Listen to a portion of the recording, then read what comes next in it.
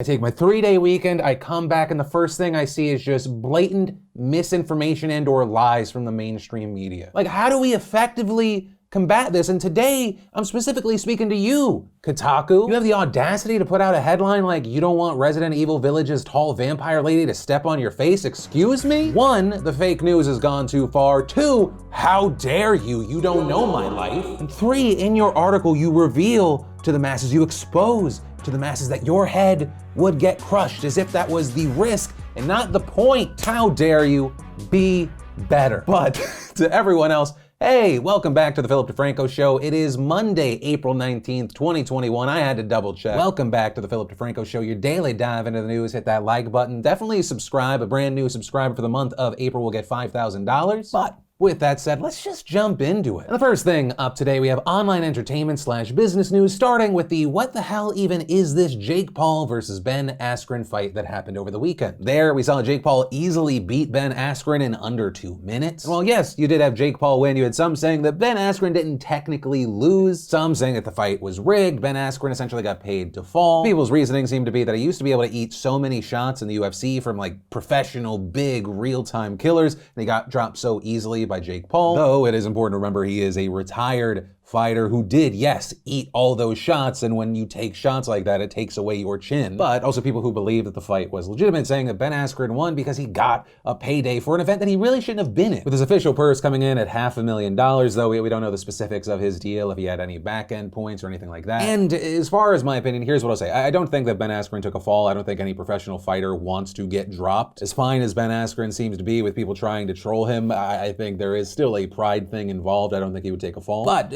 yeah, too, I would argue that he got his payday, he wins in that way, and really the only person that lost is if you bought the pay-per-view in hopes of watching Jake Paul get knocked out. Which I wouldn't be surprised if that was an accurate descriptor for hundreds of thousands of people, because according to Jake Paul, there were 1.5 million pay-per-view buys, saying $75 million was generated, and that likely made Jake Paul a ton of money. Reportedly, he had a guaranteed payday of $690,000, but he also got some of the pay-per-view buy. Plus, he has equity in Triller, which of course put on the entire event. So just know, if you're someone that hates Jake Paul and you're buying the pay-per-view that he's the headliner of, you are benefiting him. Though, from this event, if there was kind of a people's champ from whatever the hell happened over the weekend, that would probably be Pete Davidson. And that, in part, because while Triller muted this portion of the event, it appeared that Pete Davidson asked Jake about the recent sexual assault allegations made against him to his face. Well, over the course of the entire event, making fun of both Ben Askren and Jake Paul, specifically roasting Jake Paul, saying no one actually likes him, he's a piece of shit, among other insults. And so hey, at least part of the money generated by this event went to a guy that called Jake Paul out at his own thing. But that is also kind of just a thin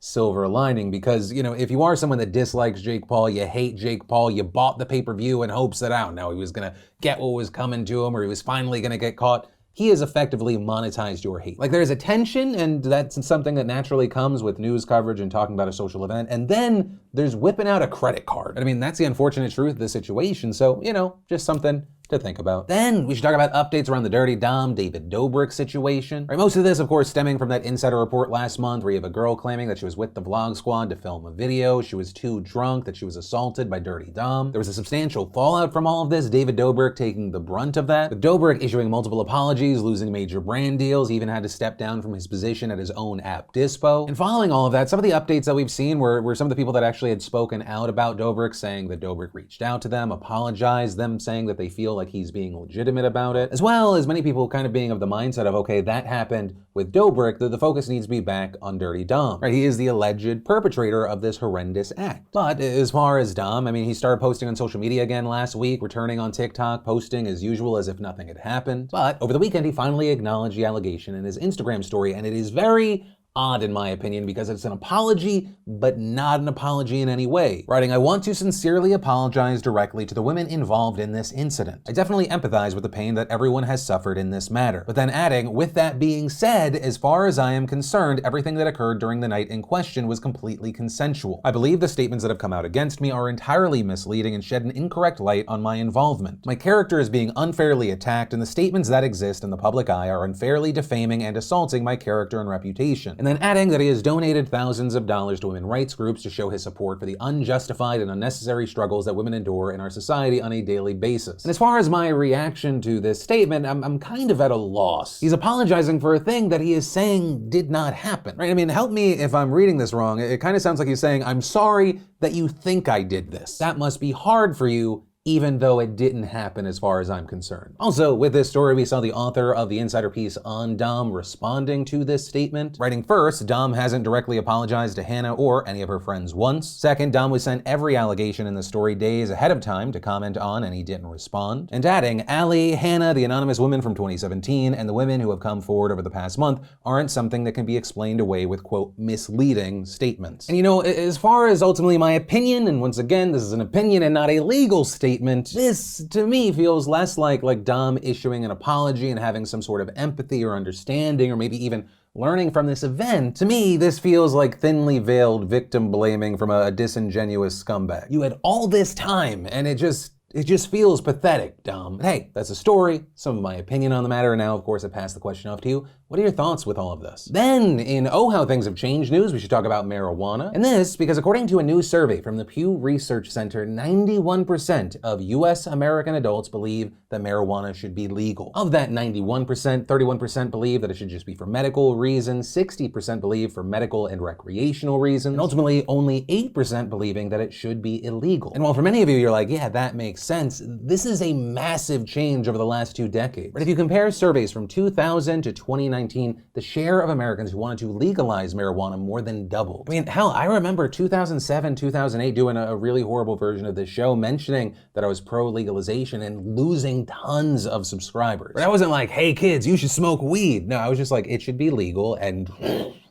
And so as far as my opinion, I hope that means that as far as on a federal level, we're closer to legalization. Because I think it's great that more and more states have said, yes, let's legalize it, but it's still crazy to me that you can go to jail for having marijuana. It's just dumb, in my opinion. It feels like it's more about preserving the pipeline to prisons and the prison industrial complex than actually trying to make society better. You know, it goes a step further too. Legalization and decriminalization are great, but also there are tens of thousands of people who are either still locked up or haven't had their records expunged for minor marijuana convictions. That is something that also has to be addressed. But from that, let's take a second to pay some bills and thank the fantastic sponsor of today's show, Stamps.com. Did you know that with Stamps.com, you can get up to 40% off post office rates and up to 66% off UPS shipping rates? Yeah, major savings on UPS shipping too. And whether you're a small office sending out invoices, an online seller shipping orders, or even a giant warehouse sending thousands of packages a day, Stamps.com is great for any size business. For an official US postage from your computer 24/7 for any letter, package, and class of mail anywhere you want to send. Personally, I love how convenient and cost-effective this is for me and my business. I mean, I can get all mailing and shipping done from my home office. Basically, Stamps.com saves you time and money. It opens me up to be even more invested in producing the show and